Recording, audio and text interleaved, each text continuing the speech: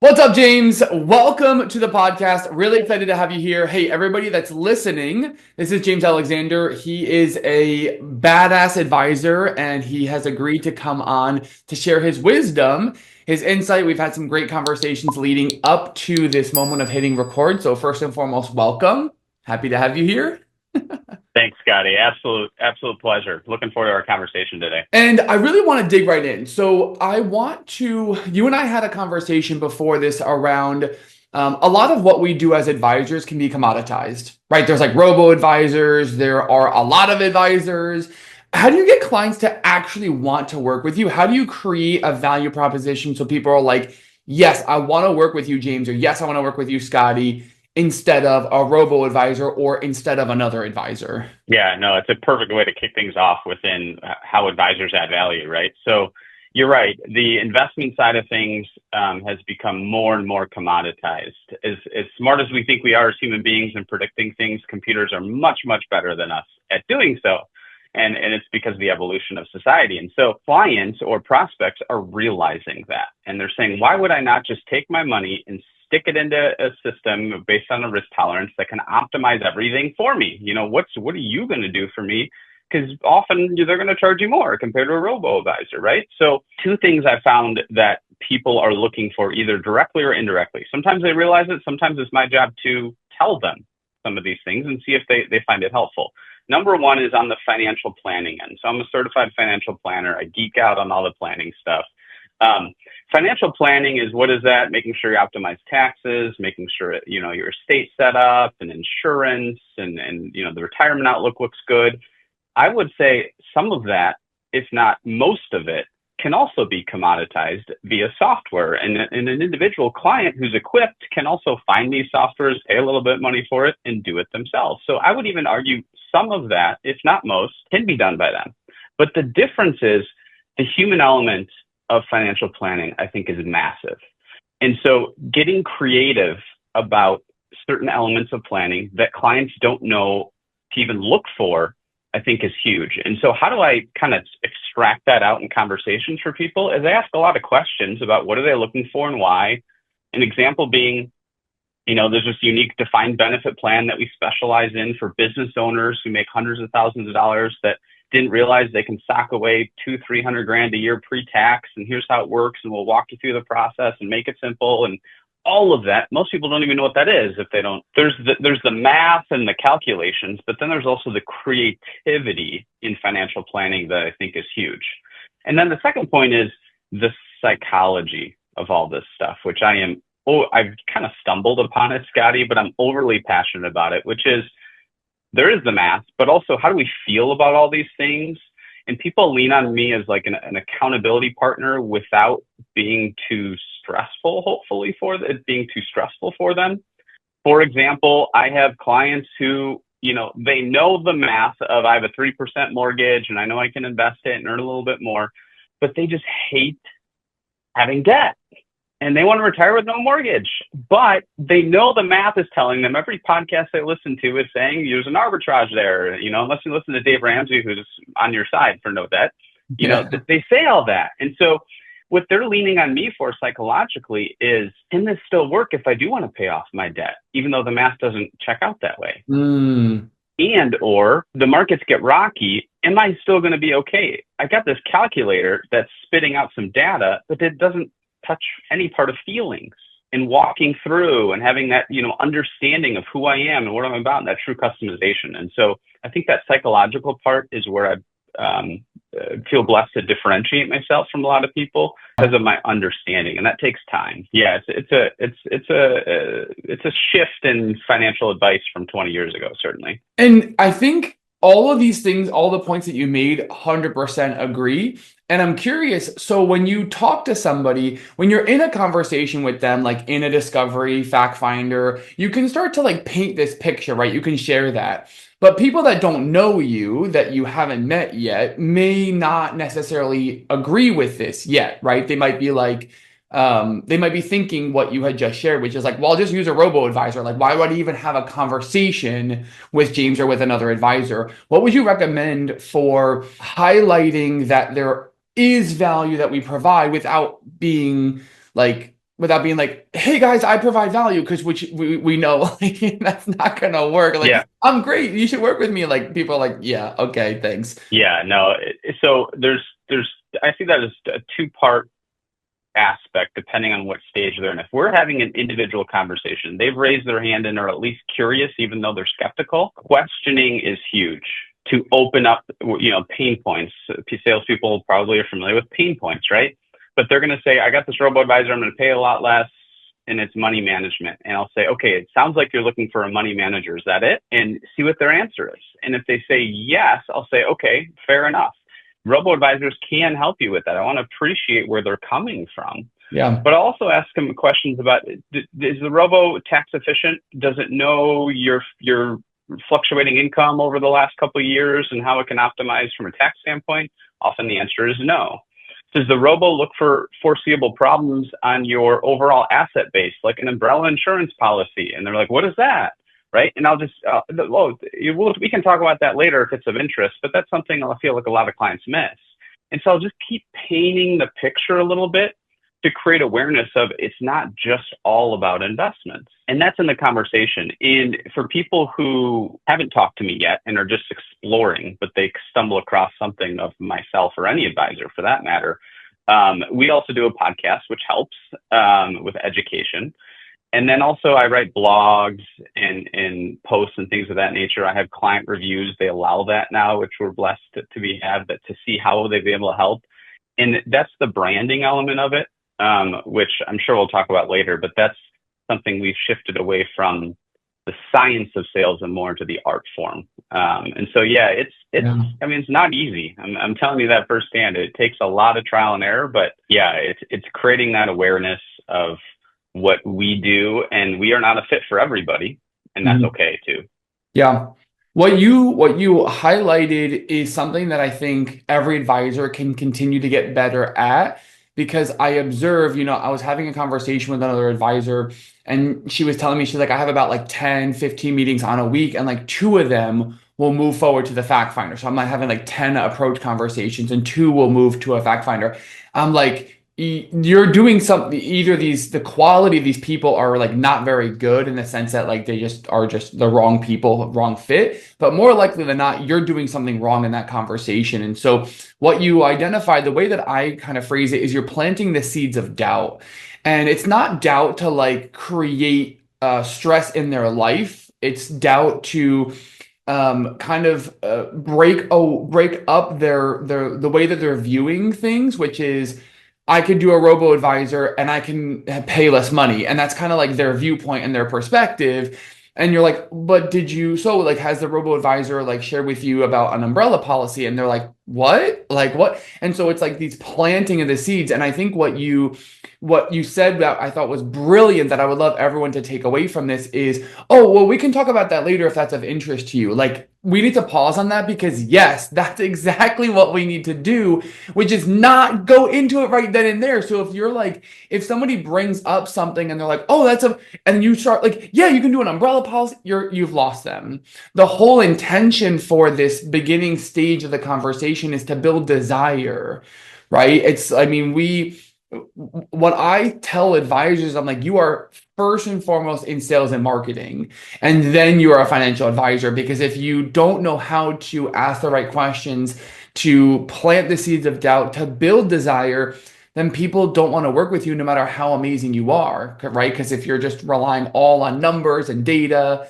So I love that you said that. And it's basically these seeds of doubt. And I'm curious, so when you are, so when you're, I want to talk about before the people get on the call with you, because what we can talk more about that, but when people get on the call, there's like a skill set of asking the right questions before they get on the call. So if somebody's sitting here thinking to themselves, when I talk to somebody, I do a pretty good job of that already, perhaps, right? But how do I get more people on the calendar? Like, how do I just get more of them that are open to like raising their hand metaphorically? What advice would you give for them? Yeah, no, that's a question to answer in a blanket way, but I'll explain what I did. Yeah. And what didn't work for me too, in terms of getting those people to go about talking to us, right? I think every advisor that's listening is saying, gosh, if I could just have more conversations, it would be so much more in a better spot, right? Yeah, It's so 100%. Yeah. obvious. Yeah. I created a little bit of a snowball effect. And here's what I mean is if you're just starting off, you're a couple years into the business and you're trying to build a practice and you're in sales mode for the most part because there's not a lot of servicing. You might have 10 clients, not a lot of servicing, and so your focus is building on that client. You have to be all in building up your network and your branding. And what does that entail? That might mean community events, recording videos and putting them on YouTube, writing articles and putting them on your website if you have one, volunteering in other events and just planting the seeds there. All of that. That's again, the branding element of it. So you have content where people, once they hear about you, you have established some credibility. If you don't have any content anywhere, you're going to get lost in the shuffle, even if they're like, oh, talk to Scotty, talk to James. And they're like, who is this guy? What is the first thing people do? The number one thing in today's world that people do is they'll search financial advisor near me. And so it's based on SEO and all that jazz. But the second most thing they'll do is when they hear about a name, they look you up and they want to find out, what is this person about? If there's nothing there, you're behind the curve. And so that's kind of the foundational element is create some stuff. But then there's the science of sales, which we've tried a lot of different things. Science of sales is you can buy leads. They still exist out there. You're going to have a shotgun approach. 35 you're going to get in a month and 2 are going to be qualified to talk to you. And then you might close one of those 2. Right? If you've got a 50% close ratio on the qualified people, let's say. There's no right or wrong answer to that. That didn't work as well for us. We did have some business from that, but we ended up pivoting from that. There's the science of that. You can buy leads. You can also, within these networking, ask very pointed questions of, value proposition for yourself and then try to write down names and reach out via that way. You can also get on podcasts and be guests on others for not this type of podcast, but you can get on podcasts for people. For example, I was on one that was a boomer banter podcast that talked about baby boomers and all the concerns they have about their retirement. And you can show your value there and then connect with the hosts and try to network that way. So there's all different lenses, and that's why it's hard for me to answer that question specifically. But I want to hit on one very important point that I learned the hard way. Macro patience. I stole this from Gary Vaynerchuk. Macro patience, which is you're playing the long game. So if you're starting off, you're a couple years in, and you're thinking, I love what I do. I just want to talk to more people. You're on a 30-year time frame, 20-year, depending on how long your career should be in this field. And so you have to be patient on the result. But in the day-to-day micro speed, you've got to be all in on these things, trusting the process and pivoting along the way. And so many times we're in an instant gratification world. We just want the business. And so what happens is 3 months go by and we're like, I had one guy that did business with me and I talked to 70 people. Wow. And then the frustration sets in and you're like, I'm not cut out for this. This isn't going to work for me. I can't believe why are other people having success and I'm not, and all these spiraling things. And then it demotivates you. And so that is huge from a mindset aspect to all of this. And probably the final note is going back to the snowball effect is picture a snowball going down a hill. At first it's going slow. And then as the hill, it's same slope, but it starts accelerating. Momentum hits. The same thing happens in this sales cycle. So you got to stick with it at the top of the hill. Yeah. And so I can't stress that enough. Yeah. Keep being consistent. So, okay. So you mentioned that you tried buying leads. And it's not, I agree with you that there's nothing that's right or wrong when it comes to prospecting. It's just, is it effective or is it not effective? And the gauge that at least I share is what's the effort level for the potential result, right? So like I kind of share, you could open up the yellow pages and literally just call people, right? Like there's not a lack of things you could do. I'm like, is that really the best thing for you to do? So it sounds like you tried buying leads, it didn't work. What would you say were like maybe 2 or 3 of the things that you started doing that started building the snowball? Was it, you were featured on podcasts and people started reaching out to you? Was it asking for referrals? Were you cold calling? Like what were those things that maybe started building the momentum? Because obviously, fast forward, you've been doing this for a long time. Your strategy now is probably different than it was, when you were in the building stage. Yes, exactly.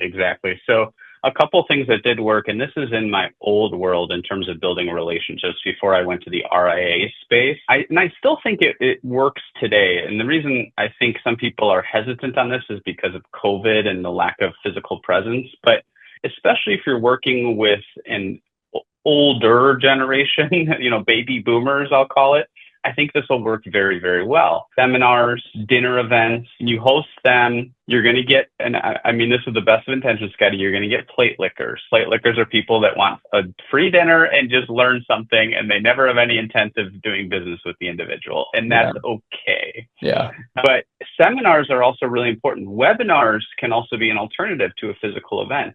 You want to have the mindset, and this is what worked for me, of giving back to these people and adding value. And only at the end do you have an ask, not throughout, because people are smart. They understand when you're trying to sell them something. Yeah. So keep giving back. So those events really worked well for me in starting to build this, because what I did is I made sure I mastered that presentation. And then after that presentation was done, I had made sure I had a really, really good follow-up process.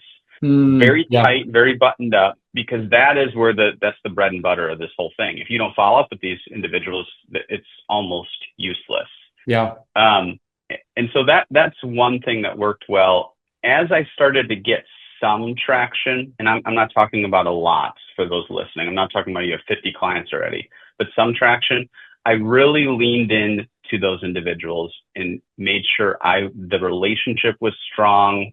I went above and beyond for them. And why did I do that? Outside of wanting to help them and deliver on what I told them I was going to do, I'm starting to create a referral network and a center of influence for them. And so I asked myself, are these people that I'm blessed to be able to work with, are they just clients? How do I turn them into advocates? How do I turn them into people that are bragging about me? Because if you think about ourselves, and we do business with our insurance agent, we have a mortgage broker, we have all these people that help us in certain areas. If we feel like they did an amazing job, often we want to talk about them, because if we refer someone with them and that person does an amazing job for that person I referred to, I feel good. Yeah. Look, I helped that other person just by connecting them to a name. We love connecting people. So how do I tap into that? I got to create advocacy, and I got to, go to their home and sit at the dinner table and talk about things. And then I can have an ask once they feel like, James, you've helped me so much. And so I really want to lean into those even dozen people that I've started off with to start creating that. I can go on and on. So hopefully that helps to start. No, it's great. And I have a couple things I want to highlight that you shared that I think are great. The first one is having a really buttoned up follow-up process. And I don't think that can be overstated. And I wanted to highlight it because what I've observed with some advisors is they're in the shotgun, or like I was, chicken with your head cut off, like running around and doing all these things. And then people start slipping through the cracks. You're trying to run to the ocean and grab a thing of water with your hands, and you're running back to your sandcastle, and you're like, all the water is slipping through your hands. And so if anybody is in this stage where they are doing networking events or doing speaking events or webinars or anything like that, the webinar, the speaking event, that's not it. Like, that is 40 to 50% of it, right? Maximum. The other 50% is the follow-up process. And for anybody that's like, well, what should my follow-up process be? Like, what should I do? I'm happy to hear your thoughts. My recommendation would be, it doesn't really matter as long as it's just structured. Like, I'm like, of course, email them more than once, call them more than once, right? Like, my recommendation is usually 5 to 7 times on average. You could obviously do more. I probably wouldn't do less, because sometimes on that 4th, 5th, 6th time, they're like, oh my God, thank you. Like, I've just been super busy. And you're like, okay, amazing. But just structure it out. So like every Tuesday I do reach outs to these people, and then I follow up on Fridays, like just create structure. But I'm curious if you have any take on that. Yeah, no, that I couldn't agree more. That follow-up process and having it disciplined and structured and holding ourselves accountable to it, because often when we're starting off, it's us and we're the entrepreneur, and we're responsible for ourselves. And so unless you have a mentor, which is wonderful, you got to stay true to it. But in terms of some of the concerns I had with that starting off that I'll share, I'm guessing you have this too, and that makes you normal. Is why do we not have that structured follow-up processes? A little bit of fear of rejection, certainly. What am I going to say? I'm want to make sure the words are perfect so they have this aha moment, and I had to stop worrying about all that. We're people. You're just talking to people. That's it. Just be yourself. You're in this business because you're a conversationalist, and trust that. And so some very easy questions you can start off with is, instead of saying, hey, I did this webinar, would you like to come meet with me and learn more? Right?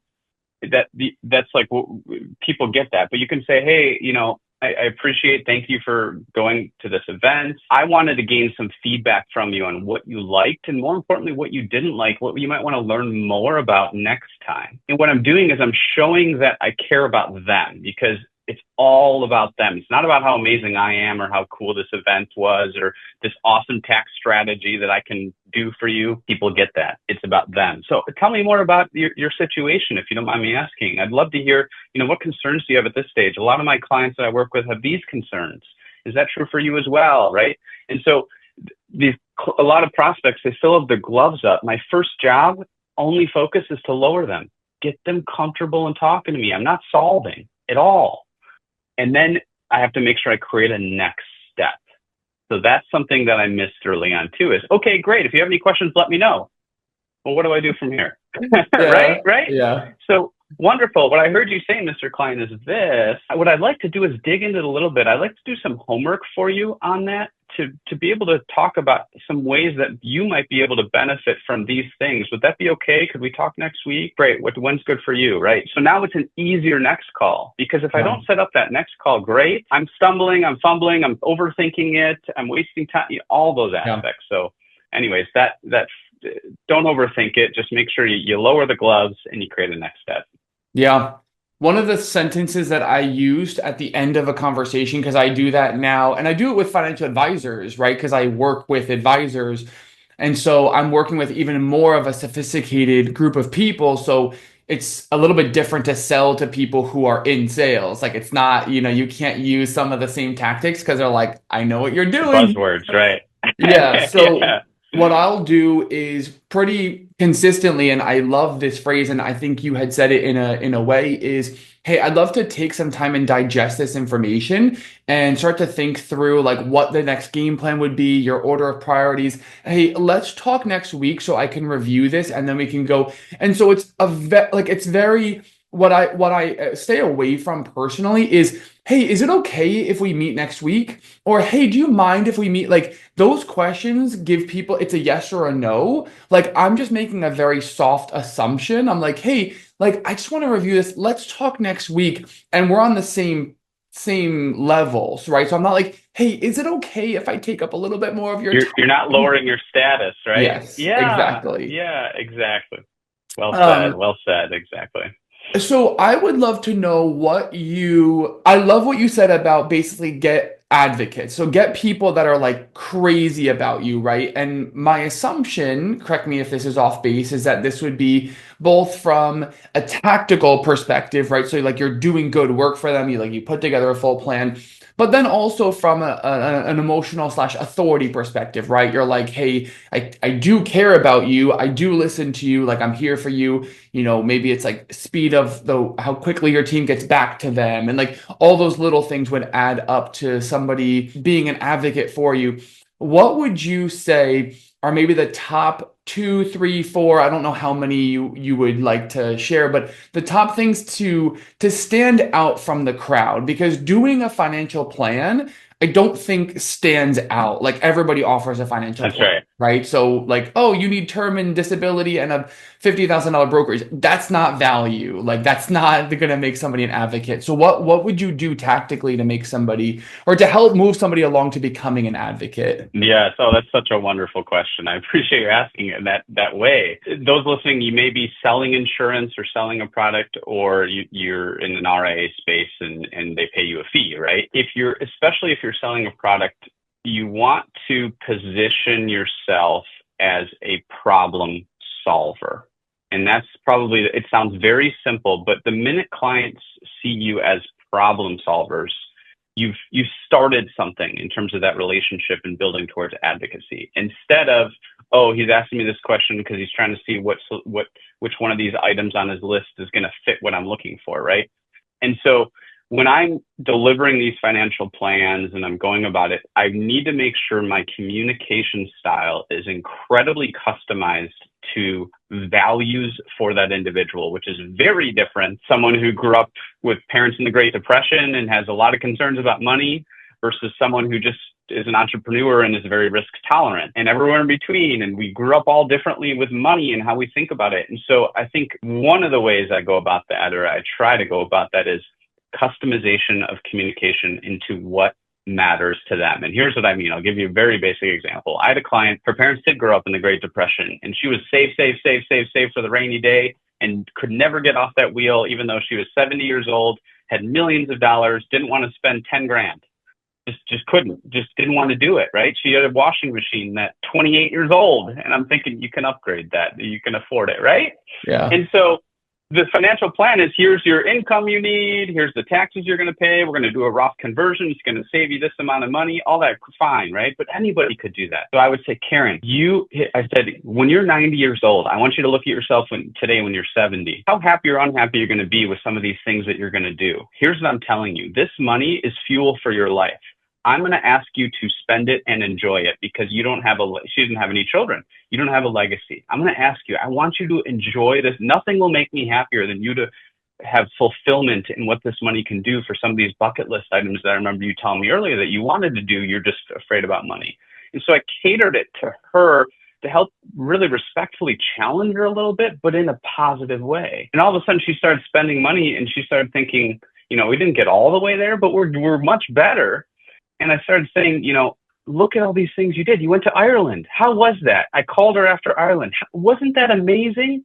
Look, it didn't even make a dent in your investment. How cool is that? I celebrated with her, and she felt that passion of mine, started creating some advocacy. So I'll stop there, but that's something where I think how we communicate, going back to that human element and that psychological component, is where people say, gosh, James doesn't just know what he's doing in the finance world, he cares about me. He really spends time with understanding what is important to me and wants to solve everything that I want. So it's a neat thing to do too. It's very fulfilling on my end. Yeah, I mean, that's part of why we become advisors, is because we like helping people. Obviously, the money and all that and freedom is great, but like there is typically some impact component. And I guess, so I'll kind of add to what you had shared and offer this as an idea. Would love to hear if you agree or disagree on this, that there's really kind of maybe two foundations to performing like an incredible client experience, right? So one of my students shot me a text yesterday and was like, hey, Scotty, I remember you sharing that you did 315,000 of insurance premium, 5 million of new assets on 2 days a week, and 36 fact finders in the year. And this is what I did in 2021 and 2022. And I was like, yeah. He's like, tell me, like, how did you do that? Right. And what I shared with him was, and I'll share what I shared with him, but the first piece of it for anybody that is like in this journey of like, I want to become exceptional, right? So I want to become the exception. I don't want to be just like every other advisor. Number one is having a really powerful client deliverable process and flow so that the clients feel really nurtured throughout it. So some things to think about that I've observed, right? This may or may not be relevant for people listening. When you submit an insurance application and you don't talk to them for 6 weeks while they're in underwriting, and then you do the policy delivery, how do you think they feel about that? You were like talking, submitted, bye. Like, how do you think they feel about that, right? You do all the steps and you do the policy delivery or the investment. You're like, cool. And then you don't call them for a year. Like, how do you think they feel about that? They send you 10 referrals and you don't even text them and say thank you or something like that, right? How do you think they feel? So number one, it's about having a really smooth process, a really clear deliverable of like moving people through it. The second piece is what I shared was exactly what you said. So sometimes I'm like, it's nice to hear other people like acknowledging and sharing similar things. I'm like, you have to solve problems. You have to be a problem solver. So the reason that I did so well and some of the people listening already know this, is because I had a very specific niche in which I helped. And not only obviously was I like personable and I would talk to them and help them with the emotions around money. But I was an RSU and stock option expert, alternative minimum tax, things like that. So I knew all the implications of, hey, you got, 300,000 in your Netflix stock options and they're out of the money stock options. Like, you need to sell right now. And I'm tracking Netflix stock price. So I became an expert and I knew when their open enrollment was. So I would email our clients 2 weeks before. So all those small things created more authority. And then when I was working with clients, they're like, oh, you're solving this very specific problem for me. You have to talk to my 3 other coworkers. Like, they need what you're doing. And yes, of course, we're doing investment and insurance and blah, blah, blah, planning. But like, none of them were like, oh, Scotty, help me get this amazing disability policy. You need to talk to him. Like, that never happened, right?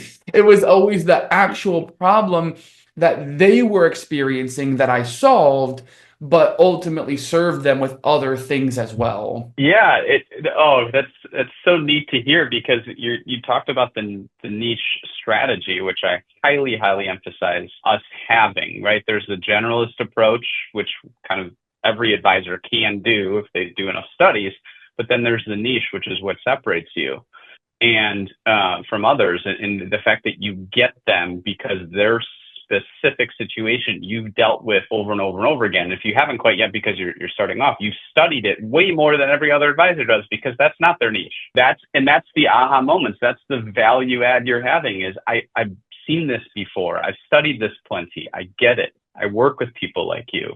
People want to work with people that are like-minded and know where we're coming from. And so, yeah, that's so neat. It's funny. I've landed on not by design, more by default, I'm guessing, is I've landed on widows and widowers, specifically women where the husband did all the finances. He passed, something happened, no matter the age, something crazy happened, or I've been single my entire life. And specifically with women, there's a big trust factor there because of the generalization about a man's job and a woman's job.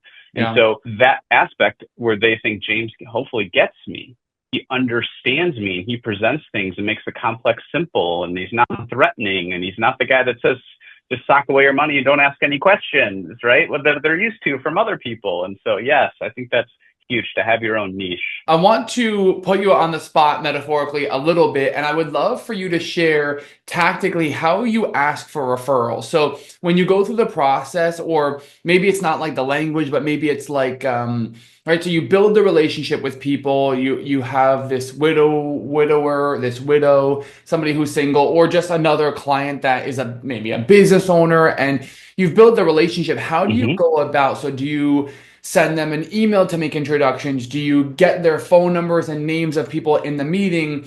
Do you ask them to make a text message introduction? Like, I would love to know specifically what you do or what's effective that you do, right? Because I guess if you do something that's not effective, it's maybe not relevant. Right.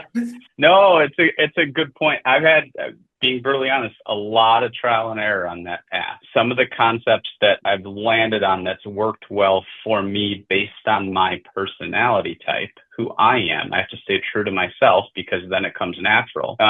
Is first off, I always need to make sure that like me, trust me, all that good stuff. Don't ask for anything until that's there. Yeah. That's a foundational element. But more specifically, after I've done some solving and I receive a response of, thank you so much. This has been so wonderful. I feel at peace now with XYZ. That is the window of opportunity to start asking. If you're kind of asking out of the blue, especially if it's a proactive call and that's your agenda, I don't think it's going to work that well because, again, people are smart. They know why you're doing what you're doing. And so I want to make that transition into a referral very smooth, where it's almost like just part of something I happen to think of, which is true because I happen to think of it because I got a big thank you. And so after I receive that thank you or appreciation, I will transition into, and this works for me.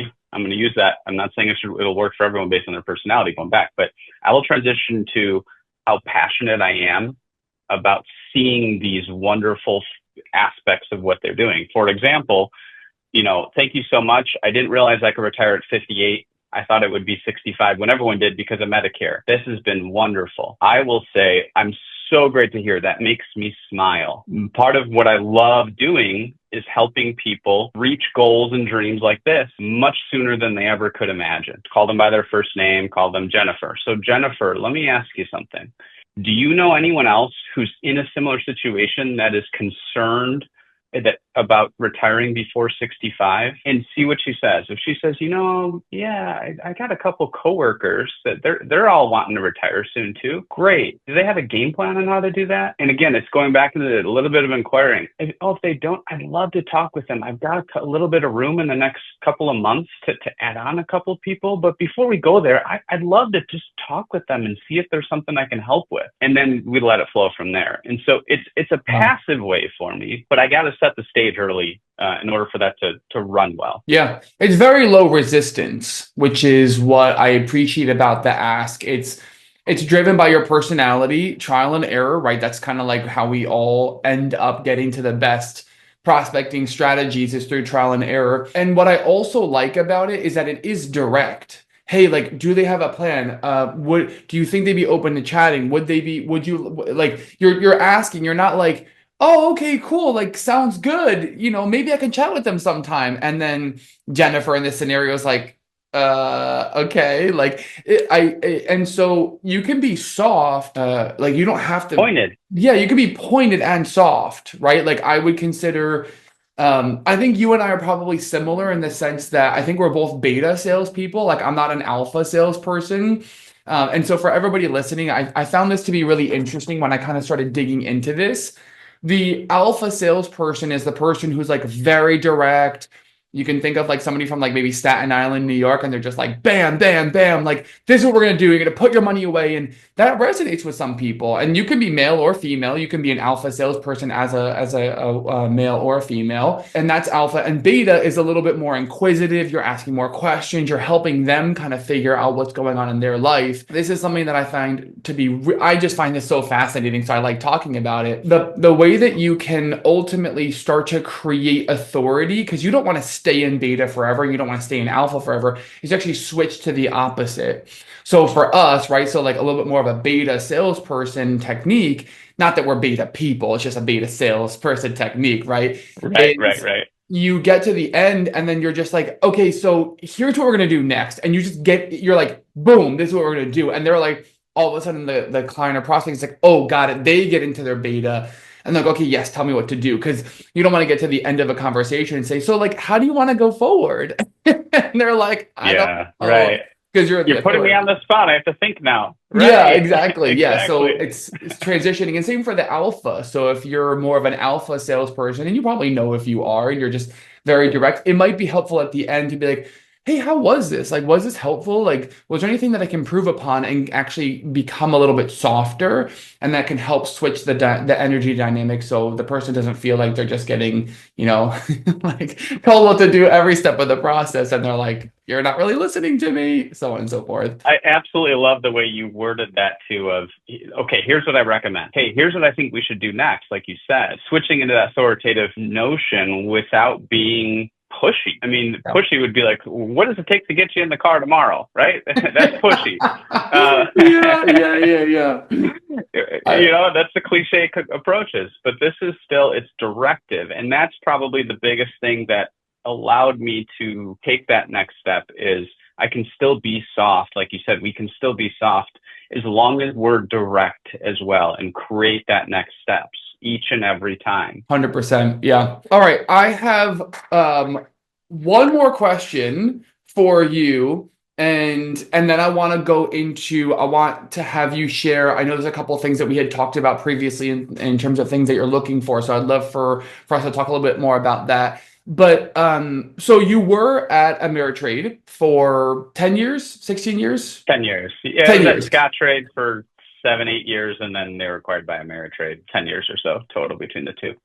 And then you moved to the RIA space. So I'm just curious. So for anybody that's listening who's either at an RIA or at a broker dealer, why did you move? Like, I just would love your take on why the switch and the pros and cons of both sides. Well, I'm going to give some credit to my wife as to allowing me to see the light of the move, because it was hard to do. Yeah. But taking a step back, so when I was at Scottrade at the time, I was a stockbroker for all intents and purposes. I was placing trades for people, consulting them. I wasn't doing deep advice quite yet. I was starting off in my career, and I was learning. And I was understanding all needs of people as they were calling in and had questions and all that. And then we started shifting into Scottrade, shifted more and more sales, and they had sales processes and everything else. And I actually, this is probably worth mentioning, I originally, when I graduated college, I hated sales. I thought we were tricking people. Yeah. We were deceiving them. We were all that, until I realized, oh my gosh, everyone has all these problems. I was talking to people on the phone. Why are you buying hundreds of thousands of dollars worth of stock when that's all your net worth? And what happens, right? And so I realized all these problems, I owe it to them. Side tangent there. But anyway, so I had all these, I worked up the corporate ladder. I ended up managing a team of 10 salespeople at Ameritrade. And I enjoyed it. I enjoy helping people and managing people, not just clients.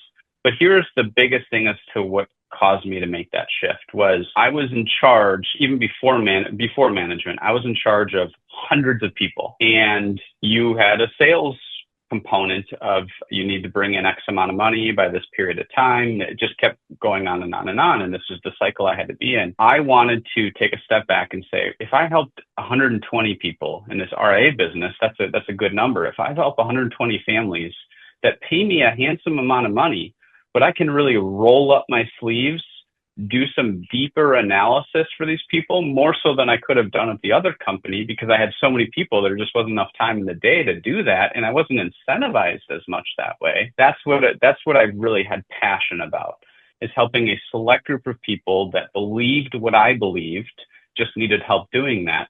That allowed me to make that shift. It was a risk because I'm starting almost from square one. When I had this cushy job, I was managing a branch office and I had all the perks and everything else. I thought to myself, James, when you're 55, are you going to be happy with yourself sticking with this past the entire time, doing what you love, showing that passion? And I didn't think the answer was yes. And so that's what allowed me to make that shift, is to work with less people.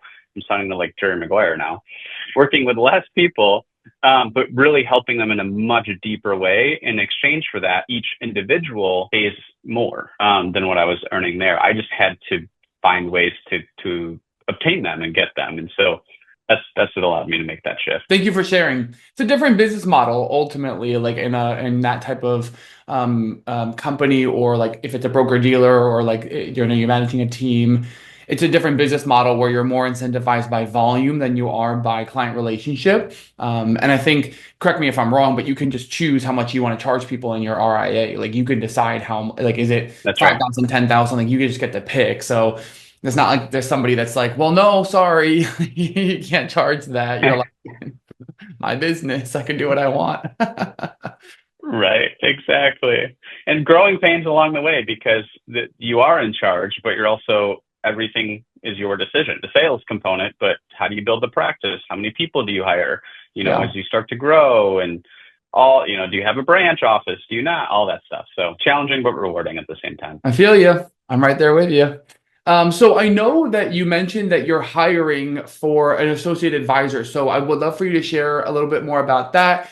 For everybody listening, we're going to link up everything in the show notes. So we'll put links to all the things James related in the show notes. But yeah, would love for you to share maybe high level. So if anybody listening to this is like in the job searching phase, then they can reach out to you and connect with you more about it. But maybe just if you could share a little bit about that. Sure. No, I think that I appreciate the question. It's probably a good segue from what I just had mentioned. Is so we're growing. We're blessed to be growing. We are looking for an associate advisor right now for our firm. What does that associate advisor do? They're helping advisors such as myself learn. Their job is to pay to learn and help us at the same time. And you're not a lead advisor day one. It's a ramp up period, a couple of years until you become a lead advisor. We pay for CFP designation, all of that.